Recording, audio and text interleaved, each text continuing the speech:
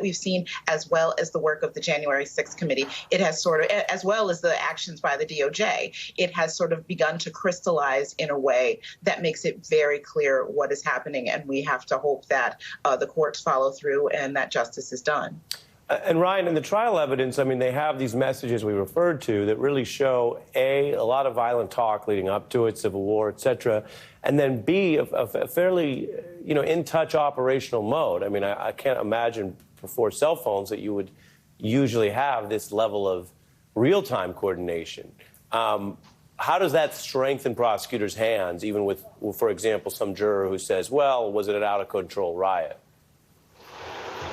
Yeah, the encrypted messages that they have obtained are very significant, and I think will also puncture a hole in this line of defense that Stewart Rhodes is trying to put on. So, for example, in the indictment, I thought one of the bombshell communications between the Oath Keepers is 1:30 p.m., Stewart Rhodes says essentially to his leadership cell that Trump is not going to act, so it's now up to the Patriots. And then they storm the Capitol, the Oath Keepers do, after that point. And so it's like, you're waiting on the Insurrection Act? We have your encrypted communication saying Trump's not acting, it's up to us. So I think that kind of damning evidence is going to, give the prosecutors a very strong hand. And I agree with everything Kimberly said as well. Even if they were trying to mount and succeeded in mounting this line of defense, it's actually not a defense at the end of the day, just the exact way in which Kimberly put it. So I think the two together, these